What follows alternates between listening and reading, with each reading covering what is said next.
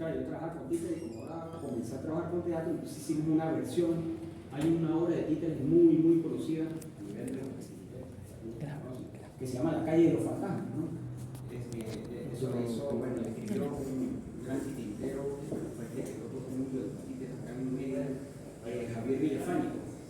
Entonces, él hizo ese cuento, se llama La calle de los fantasmas, donde aparece Juancito, María, el diablo y los fantasmas, tres fantasmas, de repente, bueno, lo que uno quiera poner, puede ser tres fantasmas, dos fantasmas, un fantasma.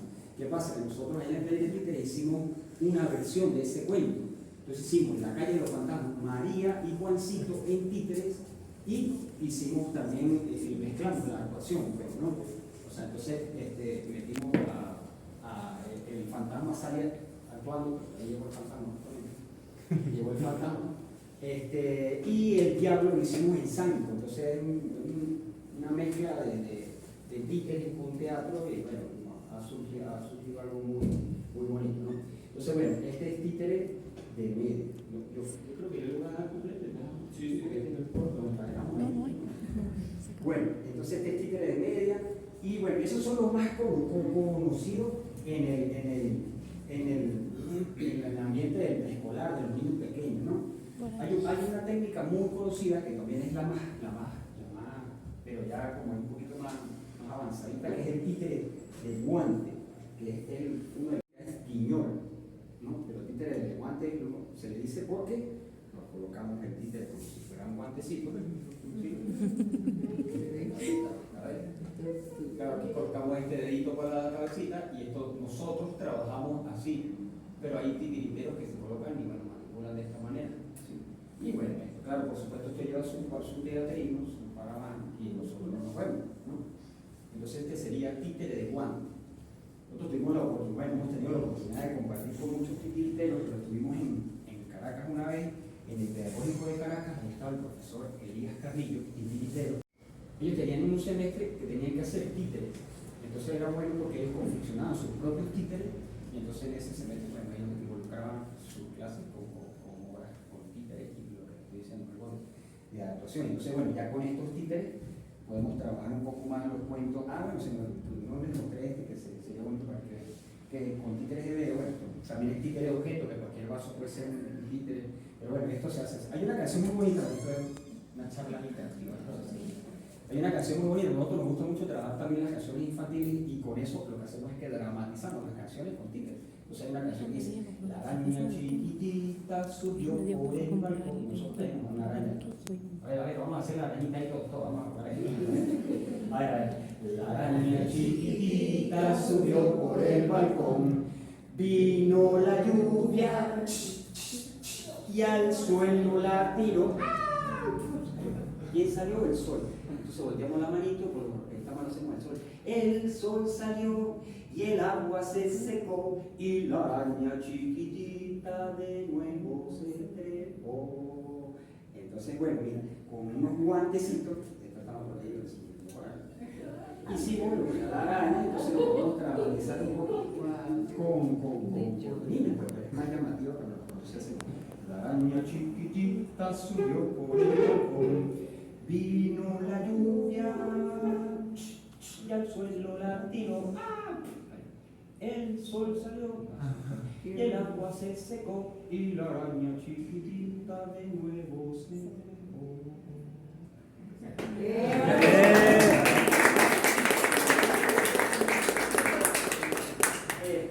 Con la Universidad de los Andes, bueno, nosotros dependemos de la Universidad de los Andes, pero en la Facultad de Humanidades y Educación hay algunas áreas que son arte y expresión, y licenciatura en educación, taller gráfico plástico 2 y educación preescolar, que ellos en algún momento de esa materia ven lo que son títeres. Entonces, de allá, bueno, hace años mandaban hasta 80, 90 estudiantes para talleres de títeres, era emocionante porque teníamos muchos estudiantes, y era bueno para nosotros, porque todos los días, yo digo que todos los días nosotros aprendemos algo, pues, ¿no? Y de esos estudiantes, bueno, esa cantidad de estudiantes aprendíamos muchísimo. Justamente ayer estuvimos con un grupito que era pero ahí en la Facultad de Humanidades, de estudiantes de educación preescolar, y bueno, dimos una idea, pues, cómo hacer unos títeres para ellos después hacer su labor social, ¿no? Entonces hemos ayudado a estudiantes de la Facultad de Arte también, hicimos un trabajo muy bonito, no sé si lo pueden anotar. anotar para que lo vean en YouTube, aparece una obra de títeres que es en sombra chinesca, que se llama Juan y el Mago, así Juan, W-A-N y el Mago. Y se hizo una cosa muy bonita, pues, ¿no? Con sombra chinesca, los muchachos trabajaron bien, y se hizo una cosa bien chévere. Con los estudiantes de odontología hemos ayudado muchísimo, ellos hacen su labor social, igual que bueno, en muchas ocasiones. Hicimos una vez unos cepillos de dientes, unos muelas, y entonces ellos iban a los lugares donde iban a hacer la labor social y le daban, no sé, por medio de unos títeres, le enseñaban a los chamos el cuidado de los dientes, la higiene y todo eso, entonces como más práctico eso, ¿no? A la facultad de farmacia le echamos una manito también, hemos apoyado en escuelas, últimamente lo que hemos hecho es eso, apoyamos a las docentes en las escuelas y que el docente después poco a poco en el aula de clase le vaya dando esa información a los chamos, porque no es lo mismo trabajar con 5 o 6 niños, pero los chamos hoy en día lo que hacen es tirarse los papeles, de cortan, entonces no le ponen atención a la clase, entonces creo que es mejor que nosotros decidimos eso, mejor darle la clase al docente, y que el docente se encargue de poco a poco en el salón de clase y de impartiendo eso, ¿no? A los chamos, ¿no? Entonces, bueno, bueno, hablando de lo de la educación, es bien conocido que las matemáticas son sinónimos de rechazo para muchos, a mí me cuesta mucho las matemáticas, ¿no? Entonces, el títere sirve para eso, ¿no? Yo me acuerdo que hace muchos años atrás vi un programa en la TAN de televisión donde salían un par de títeres de guante como la tortuga, uno se llamaba Kutashi y uno Kutilka. Eran unos personajes ellos eran de Praga, de la República Checa, hace años, ¿no? Entonces, bueno, salieron un par de títeres al frente de un pizarrón con una tiza y se daban ahí, empezaban a hacer números y entonces le daban como una clase a los niños con títeres que se llama andarines. Y últimamente no están saliendo mucho, pero tienen unos muñecos bellísimos, ellos son de la Pedregosa, por allá arriba. También, bueno, creo que son los únicos grupos de títeres pero bueno, yo a veces sí. Entonces, bueno, hay muchas técnicas de teatro de títere. Una pequeña recomendación, bueno, yo le hago aquí a los que son docentes, a los que vamos a trabajar en aula y bueno, a los muchachos, o a todos. Después el títere del niño, sino que sea un momento adecuado, que el niño en la semana tenga para la actividad del títere. No se debe limitar el estado creador del niño al momento de hacer el títere, o sea, cuando el niño vaya a hacer un títere, o los niños, o todos, vayamos a hacer el títere, no se cohíban de hacer. Nos contaba, bueno, no sé, una de esas tantas experiencias con estudiantes en el taller, una muchacha hizo un cochino, y muy hermoso el títere, pues, ¿no? El cochinito, y después lo fue a pintar, pero ella que no tenía el color adecuado, porque ella decía que los cochinos son rosaditos, rosaditos. Entonces, ¿por qué no puede ser un cochino morado? Pues, ¿por qué no puede ser un cochino azul? Yo he visto cochinos negros. Cochinos negros, sí hay, exactamente. Pero bueno, entonces ella pues se volvió loca y empezó a tirarle pintura y ese cochino quedó así todo escarchado de mucho, porque por eso nosotros trabajamos para niños, porque el niño no puede ver el cochino de otra manera, ¿no? Si no te un cochino miró, no miró. Entonces, bueno, nada, entonces eso, ¿no? Y el títere, bueno, como es una herramienta, debe ser una herramienta y se debe respetar esto, pues no agarrar el títere y utilizarlo como si fuera un entretenimiento, ¿no? Esto debe ser, bueno, nosotros, bueno, este es nuestro material de trabajo y lo respetamos muchísimo y lo queremos muchísimo, y entonces eso tenerlo en cuenta, ¿no? Y bueno, nada, bueno, nosotros normalmente siempre estamos en eso, en la búsqueda de cómo hacer títeres nuevos, mezclamos, a veces nos volvemos locos y mezclamos una técnica con otra y nos sale perfecto. Entonces, bueno, nosotros debemos estar siempre investigando qué técnicas hay. Hoy en día aparecen muchísimas en las redes, o sea, en el internet, ¿no? Entonces, bueno, nada, pues, como les decía, el teatro de la UCI, el teatro en la unidad de cuidados intensivos. Voy a ir leyendo y en algunas partes me detengo para hacer unos comentarios bien puntuales, bien oportunos. Disculpen ustedes si de repente soy incisivo en algunas partes. Con confianza. Bien, el teatro como expresión social del ser humano tiene un historial en el cual confluyen elementos y experiencias teatrales autóctonas combinadas con las corrientes del arte dramático de otras latitudes. La visión europeísta dejó su influencia y Venezuela no escapó a ella, a la par de otras de este lado del continente. Eso fue ayer y en el hoy estamos aquí congregados en este acto de fe. Por ello invoco en este singular y valiente encuentro a los chamanes, a los modernos juglares, a sociólogos, pedagogos, promotores culturales, representantes de los entes culturales públicos, al sector privado, comunidades y gente del teatro en sus distintas áreas, creadores y productores, en fin, a todos los orientes y de demás hierbas aromáticas del teatro en Mérida, ciudad o estado como referencia geográfica, con el fin de razonar por qué estamos en la UCI, por qué estamos en la unidad de cuidado intensivo. Vean esto que les voy a mostrar. Esto es una joya. No será un diamante, no será un pedazo de plomo ni de oro, pero de una u otra forma refleja la Mérida que ustedes algunos no conocieron.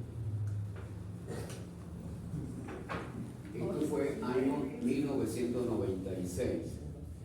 Esto lo hizo un amigo que ya no está con nosotros, ya murió. En 1996 había en el estado de Mérida 25 grupos de teatro. 25. Ahora, por favor, cuéntenos ustedes cuántos grupos de teatro hay. Creo que no pasan de 10. Creo, discúlpenme. En los 96 había 25 grupos de teatro. Aquí en la parte de abajo aparecen los nombres de algunos de ellos. Claro, hay algunos que son de animación, porque no es lo mismo grupo de animación que grupo de teatro. Quien hizo este diseño se llama, porque vive en memoria, ¿no? Emil Muscati, fue uno de los primeros en hacer aquí performance, instalaciones. Recuerdo que él físicamente se parecía al Simón Bolívar de la Cuarta República, no al Bolívar actual. Se parecía a ese Simón Bolívar. Era flaco, era con el mi tamaño, era nariz perfilada y crespo, pelo ondulado.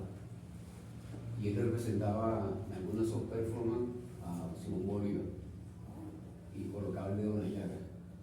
En ese entonces él trabajaba en lo que ahora se llama Fundecen, y él quiso registrar para la historia y quedó para la historia. Esto es un testimonio de cuántos grupos. Y ustedes dirán, bueno, pero eso qué tiene que ver con la actualidad. La pregunta es, si habían 25 grupos, ¿por qué ahora apenas hay 10 grupos? O quizás quiero ser más bondadoso, quizás ahora porque hay 15. Discúlpenme.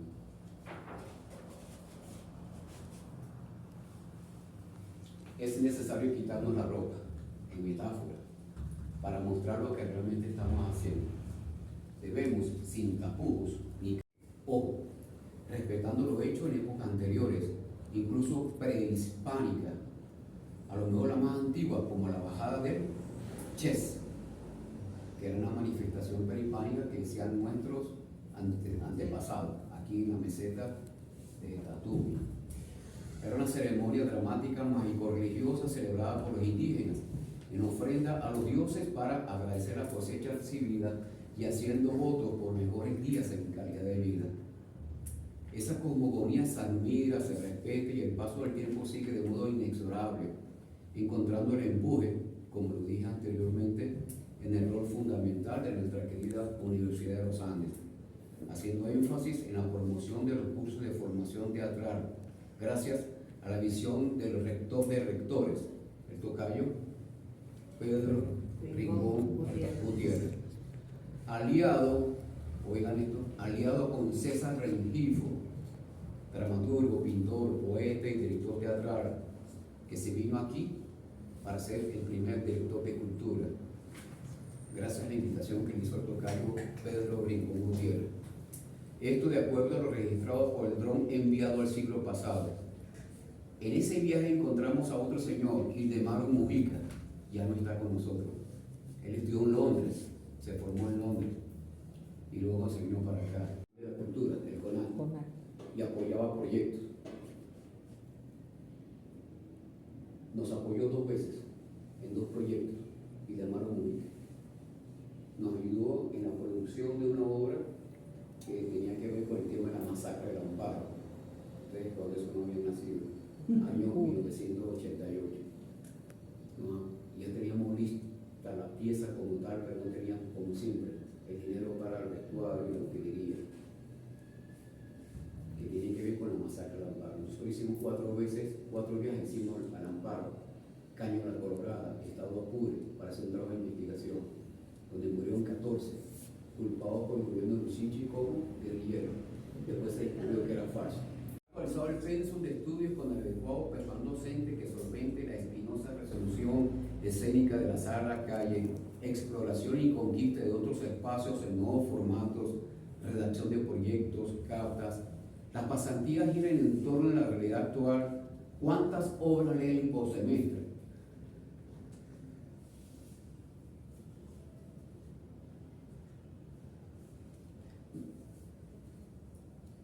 Nosotros hicimos una donación de casi 500 libros de teatro a las 2 escuelas de teatro. A la ULA, 320, 350 libros. Y el resto fue donada a la escuela de UNIARTE. Yo fui una segunda vez a UNIARTE y vi los libros tirados en el suelo. Después me dijeron que se le habían ido llevando. Me parece fabuloso. Porque quien se lleva un libro de teatro es porque va a leer. Eso me parece muy fantástico. Pareciera surrealista, pero me parece fantástico. Porque si el libro se queda en el suelo es porque nadie está parando lo que ustedes están pensando. Pero se lo llevaron, ¿será para venderlo o porque les gusta el teatro? Y lo leen en la casa. La pregunta es, los estudiantes nuestros de esas 2 universidades, ¿cuántas obras leen al mes? ¿Cuántas obras leen al año? Porque mínimo deben leer 10 obras por año, mínimo. Y en 5 años deben leerse 50, 60 obras. Y tiene mucho que ver con la formación y con dramaturgia. Saben redactar proyectos. Saben redactar una carta. Pasantías. ¿Hacia dónde apunta esa pasantía? Hace varios años conversamos con 3 profesores de teatro de la ULA, de esa escuela, y comentábamos qué bueno sería que los que estudian teatro aquí hagan labor social, ahora llaman labor social, hagan pasantía con los grupos que hay en algunos barrios, porque hay grupos en algunos barrios, ahí no, todo se acabó. Había grupos en algunos barrios que más que bien hacía teatro. Dijo alguien por allá, a la Machimberra. Sí, a la Machimberra. Ese grupo necesitaba formación. Pero por X y Z no va a la escuela de teatro, ni de la UNA ni de UNEAR. Qué maravilloso sería que los estudiantes de teatro que se estaban preparando para eso fueran en esa pasantía a esos grupos, como lo decimos nosotros. En mi caso, yo nunca he pasado por la escuela de teatro. Pero qué maravilloso sería que la gente que está trabajando con teoría en la escuela y con cierta práctica teatral vaya hacia los grupos que nunca han podido ir a una escuela. ¿Y cómo se amalgama la praxis de ese grupo que nunca ha ido a una escuela, pero que se ha presentado a la Machimberra y tiene más experiencia y a lo mejor son hasta mejor actuando que muchos de los egresados de esas escuelas? Qué maravillosa ecuación, qué maravillosa alianza. Intercambio de aprendizaje. Intercambio de aprendizaje. De esa donación de 500 libros, eso fue en el 2016. No sé. Y aquí hay una gran interrogante. ¿Cuál es el perfil profesional? Me quedan 5 minutos. En el mercado laboral. Los que salen egresados, ¿para dónde van? ¿Qué van a hacer? ¿Van a vender productos estancón o álbum, cosas de esas? Tenemos otra Venezuela. Pásame el recorte por ahí. Otro mundo. Antes había periódico en Mérida. Este es el diario Frontera. Yo tuve la suerte, la oportunidad para nuevas generaciones que no conocían un periódico, ahora es digital. escribir en Frontera 5 años. Todos los domingos salía esta columna. El teatro nuestro de cada día. Todos los domingos. Miren, un cuarto de página. 5 años salió. Y bueno, después se fue reduciendo el espacio así conforme yo he ido hablando del periódico y después desapareció. Porque donde primero recortan es en cultura.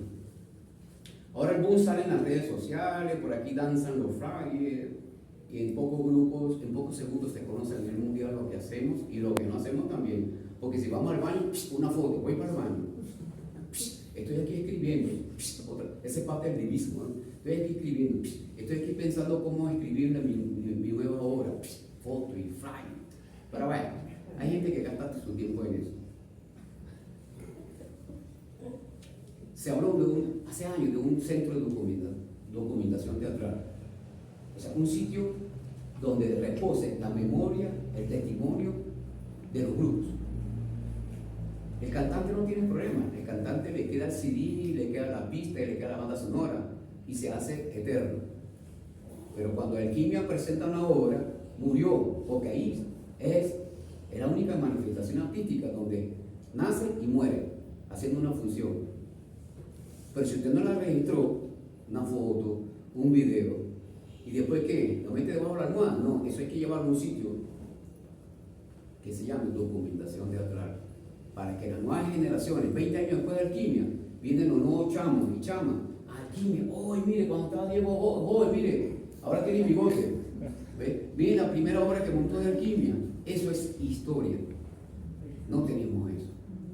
Centro de documentación teatral. Esto se planteó en el 2007, estamos en el 2025, saquen la cuenta. Para ir cerrando, oigan esto, abro comillas. El público que asiste al teatro decrece en todo el mundo. Repito, el público que asiste al teatro decrece en todo el mundo. Voy a leer rápido. De vez en cuando surgen nuevos movimientos, buenos escritores, pero en general el teatro no solo no consigue inspirar, sino que apenas divierte. Repito lo último, apenas divierte. Esto lo dijo un señor, Peter Brook. Lo dijo hace 56 años.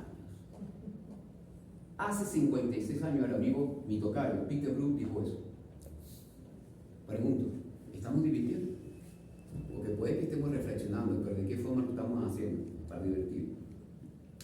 Pero no todo es fatalidad en este valle de espinas y lágrimas. Las nuevas generaciones, como las que organizaron este foro y las otras que se están asomando por ahí, dando pasos en cámara lenta, perentorios que lo den, que caminen despacio, pero que no se detengan. Aprendan de los errores que hemos cometido a lo largo de nuestro viaje escénico. Aprendan a dejar los intereses mezquinos, egoístas. Aprendan a no caer en el rebuscamiento disfrazado de metafísico, filosófico, hormonal y demás hierba aromática. A no ser divas sin piso teóricos, como muchas que se regodeen y no tienen fundamentación teórica. Lo dije ayer. Se montan aquí a actuar y le preguntan, ay, no, bueno, William, sí, de William Shakespeare. Ajá, ¿y quién era William? Ah, yo no sé. O sea, hay gente así. No, tienen que tener una fundamentación. Porque el actor no es ninguna máquina. Métase eso en la cabeza. No es una máquina. Debe reflexionar, debe confrontar, debe analizar, debe evaluar. Hay que arriesgar. No solo se aprende en la escuela, sino viendo, haciendo, apostando a crear, sudar, producir, sin ser máquinas, hacer chorizo con 10, 15, 20 montajes al año. Nosotros en Comediante hacemos montajes cada 3 años. El año pasado estrenamos Don Basurón, este año vamos a reestrenar el último desafío, montajes sobre el calentamiento global, porque no somos máquinas de chorizo, no somos máquinas de chorizo. Muevan sus montajes, no se conformen con hacer 3 funciones. Muchos han sudado, muchos han corrido buscando esto y aquello solo para estar en media con tan minúsculo número de funciones. Aprendan a diferenciar entre lo político y partidista. Aquí me detengo un minuto, me regala allí por favor. A comprender que toda obra no alineada con el gobierno de turno, métase eso en la cabeza, yo también lo decía, toda obra no alineada con el gobierno de turno, sea rojo, amarillo, verde, blanco, negro, toda obra genera choque. Le dicen tirapiedra. Miren, la semana pasada me dijeron tirapiedra y no ganó ninguna tirapiedra. Es la realidad. No tengan miedo, es cuestión de dignidad, de respeto. A lo que sí deben tener miedo es a estar arrodillado al señor feudal de turno recogiendo las migajas de pan que les tira para callarlos. Proponga, reclame, es su derecho natural y constitucional. Ojo, antes que constitución nacional, es nuestro derecho natural expresarnos, porque somos seres humanos. No es un regalo. A veces algunos me dicen, mire, por ahí les dimos. No, no es ningún regalo, es su deber y es nuestro derecho. No es una limosna, no es populismo. Los artículos 98, 99, 100, 309 de nuestra Constitución establecen los valores culturales.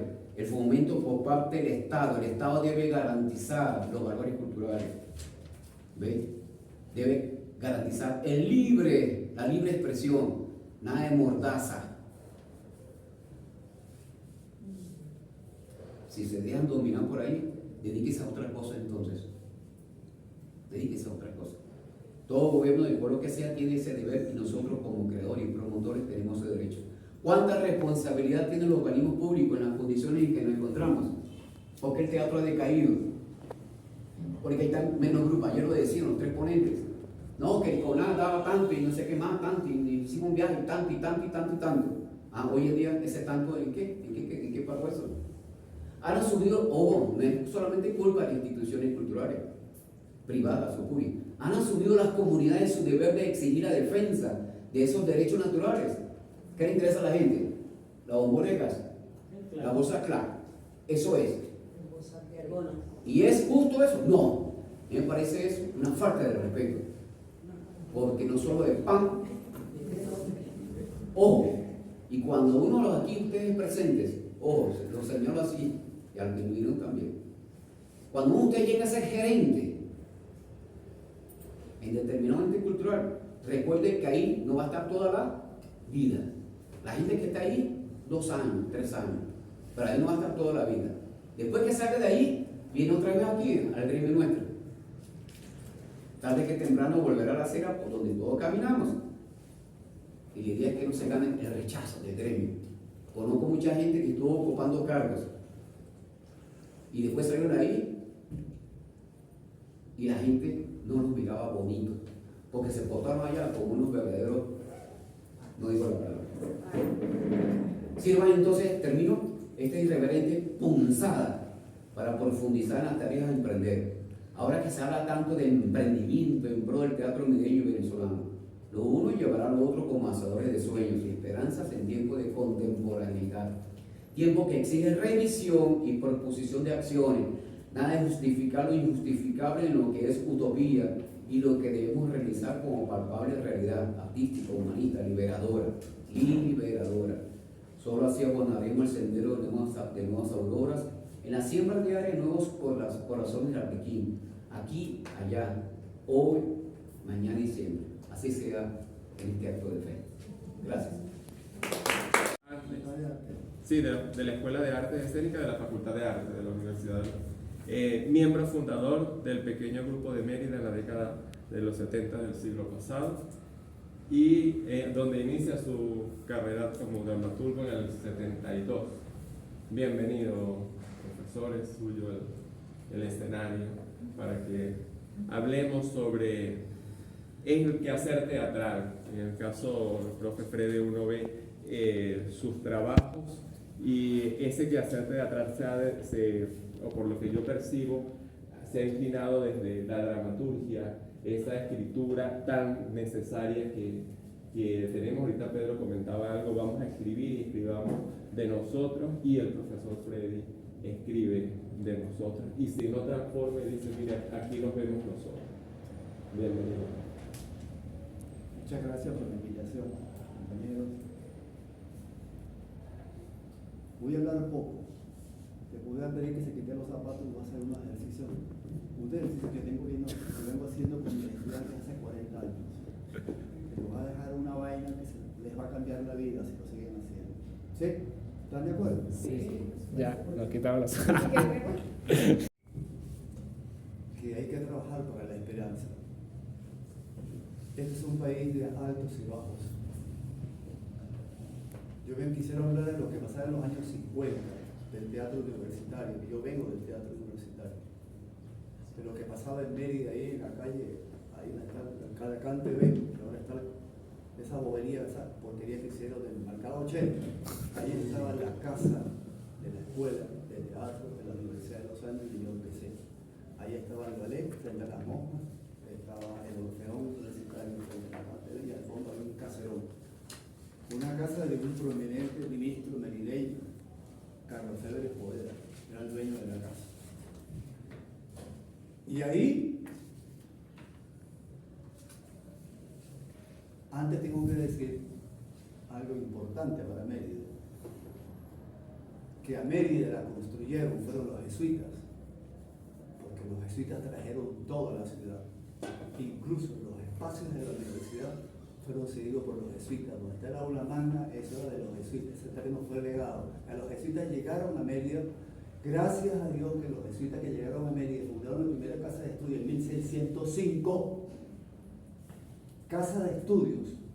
Por eso la ULA no tiene 240 años, la ULA tiene 445 años. Porque los jesuitas que vinieron fundaron la primera casa de estudios, que entraron, por acuérdense que la conquista entró por oriente de Venezuela. La primera capital fue Cumaná, después la segunda capital fue Coro, después el Tocuyo. Quiere decir, cuando llegó aquí los conquistadores, hay dos tipos de jesuitas. Los ultraderechistas, los legionarios de Cristo, los que se salen armados y salieron en las famosas cruzadas a matar infieles, y otros jesuitas, hijos de Jesús, que son científicos, que son poetas, que son músicos impresionantes. Un ejemplo de ellos es el padre Felipe Salvador Gili, que en la Universidad de la Sapienza en Roma, en pleno siglo XVII, se atreve a venirse al Orinoco. Miren qué maravilla, a descubrir algo que alguien le comentó que había ahí, una cosa muy especial. Simplemente lo que había es un sortilegio, ni siquiera un sortilegio.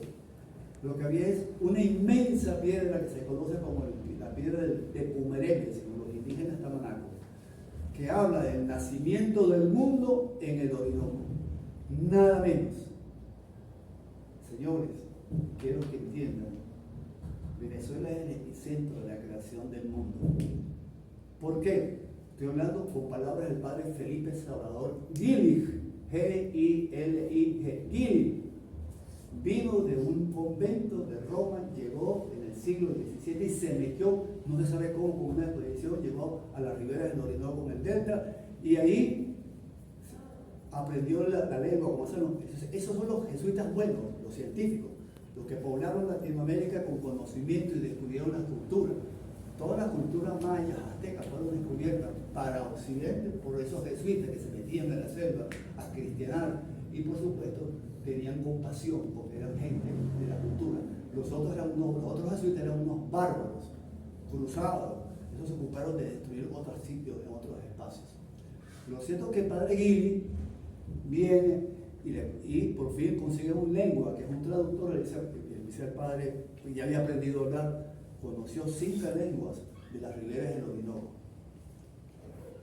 Ellos son a la final, esta cultura nuestra de aborigen viene de inmigraciones del Brasil, que llegaron hasta los Caribes en el Caribe. Ahí terminó esa oleada. Lo cierto es que viene el padre Gili y descubre en esa piedra del Teco Moreme, ahí está, ustedes pueden ir. Se pierde el Teco Moreme, en la piedra está tallada, es cosa impresionante, una canoa con un hombre blanco gigante, con una mujer que es su hija, con su hermano y con un extraño visitante como si fuera un marciano. Eso está esculpido. Y ahí han ido investigadores de todas partes del mundo y dicen que esa piedra es prediluviana, antes del diluvio universal, o sea, en el principio de los tiempos. O sea que la cultura venezolana es más antigua que la azteca, más antigua que la inca y quizás puede ser más antigua que la cultura de los árabes, de sus pirámides. Eso nosotros no lo sabemos, porque en este país hay mucha ignorancia. En este país se han ocupado de que no se sepa eso. El padre Gili regresa a Roma y empieza a publicar en una revista científica, porque los jesuitas son científicos. Y después del Renacimiento, ellos se plegaron por toda Europa. Porque dentro de la iglesia en el Renacimiento hubo 14 siglos de oscuridad.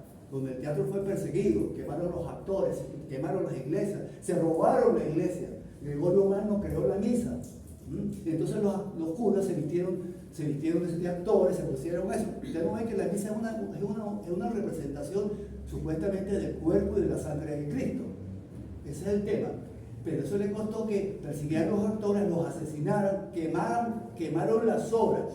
El teatro solo sobrevivió porque quedaron algunos adalides que vivían en las tabernas de las putas, y ahí ellos vivían escondidos y tenían pequeñas obras que tenían. Entre eso la famosa comedia de Maese Patelé, que fue una obra que se permaneció oculta y que una comedia satírica francesa del siglo XIII sirve para reconstruir la teatralidad isabelina. Sin esa obra no hubiera aparecido más nada. Aunque la Edad Media, no hay que pensar que la Edad Media es solamente atraso y oscuridad. La Edad Media de alguna manera tenía unas grandes representaciones. Las iglesias estaban formadas de teatro, de representaciones de historias de santos. Y por supuesto con carromatos en las plazas donde la gente se paseaba. O sea, había un teatro muy avanzado, pero era de historias de santos, era de la iglesia, y eso era gobernado por los curas. Lo que quiero decir que el padre Guilin, quedó llegando el padre Guilin, porque ahí se creó el famoso mito de Apalivaca. Cuando uno va al centro de Caracas, del centro de Simón Bolívar, usted se mete en el centro y ve una gran pared de más de media cuadra. Marcos Pérez Jiménez, el presidente que le ha hecho más a Venezuela, contrató al creador del teatro universitario, que fue mi profesor, que se llama César Rengifo, para que hiciera el mito de Amalivaca. Vayan para acá, lo han visto, eso es un friso. ¿Quién conoce el mito de Amalivaca? Bueno, como ustedes son todos los venezolanos. Pérez Jiménez en el año 55 buscó, y Rengifo, que aquí sos Rengifo, se fue por Orinoco y se trajo la piedra caliza cortica, que llamaba él, y con unos arquitectos, con el mismo Villanueva, que fue el que diseñó el centro Simón Bolívar, trajeron arquitectos de donde vino Villanueva, de Barcelona, de España, e hicieron ese inmenso, es un fresco, pero es a base de pura piedra, de todo. O sea, para mí es el monumento más importante que tiene Caracas, porque es el reconocimiento de nuestra ancestralidad. Ese mito se conoce como el mito de Amalivaca. O sea, que en Venezuela permanece y está vivo el mito de la creación del mundo, que no lo tienen los aztecas, porque el Popol Vuh, yo he hecho trabajo con el Popol Vuh, trabajo de tesis de grado, eso no toca eso. Toca hay unos dioses de Silverback que están en el fondo, que se llama Isbalaquei, Unapú, que sale y queda en el mundo, y otros vuelven a trabajar con el infierno de Xibalbá. No están hablando de la creación del mundo. Ahí está la creación del mundo. El mito se llama Amalivaca. Después Humboldt viene y corrobora realmente que es un mito de creación, que es único. Si usted y es original de que Humboldt escriba 2 libros: Viaje hacia las zonas equinocciales. Venezuela está reclamando la Guayana Esequiba porque Humboldt dibujó los límites de Venezuela. Si Humboldt no viene por el mito de Amalivaca, porque él no quería venir porque no tenía información, de que se atreve a venir de los científicos, de los geógrafos, de los biólogos, de los ecólogos de la época, fue el padre Guilin, que era un sabio, y más vino muy anciano. Y para meterse en esa selva llena de mosquitos, y él agarró como 4 paludismos, pero él sobrevivió. Era un padre santo, en la oración, digo yo. Imagínense en esa época, no había caminos, andaban en canoa por los ríos. Entonces,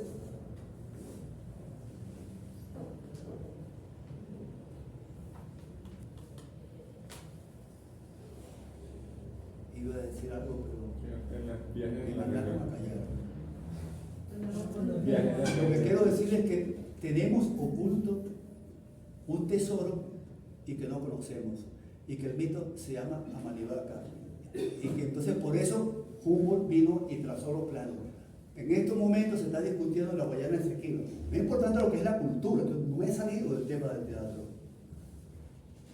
porque Rengifo hizo una obra, pero con otro nombre, sobre Amalivaca. García Márquez escribió sobre Amalivaca. Miguel Otero Silva escribió sobre Amalivaca. Alejo Carpentier, que vivió en Caracas 14 años, escribió sobre Amalivaca. Son gente de afuera que nos han visto. Lezama Lima, el gran escritor cubano, barroco, que para mí tiene que tener un premio Nobel de hace largo rato. más que el mismo Borges, también escribió sobre Malivaca. Humboldt, Miguel Otero Silva y muchos otros. Humboldt llegó y trazó unos planos. Y esos son los planos que Venezuela llevó a Ginebra hace más de 40 años para discutir los límites, porque nosotros los venezolanos somos unos sinvergüenzas. Cuando en el siglo XIX tenían que ir a los grupos a defender el territorio nacional, no se aparecieron. Y entonces allá hacían fiesta con nosotros, nos iban quitando cada vez que íbamos. Por allá apareció por fin, menos mal, que Guzmán Blanco mandó a alguien. Y entonces allá llegó y peleó y dijo, pero bueno, ya han corrido los límites, esos no son los límites. Entonces vino a Caracas y gracias a Dios, en el Archivo Nacional estaban los planos que dejó Humboldt, que es lo que está. Sugerí al Departamento de Actuación que creara hace 3 años la creación colectiva, un taller de creación colectiva, donde sacarlos de ese mundo de profesores que entran y salen, y me un momentico, 4 horas para reflexionar. Y uno de los ejercicios padrinos de ese taller es el que vamos a ver. Se los voy a regalar a ustedes y no les voy a cobrar un carajo. Que les voy a cobrarle. Se llama La Silla.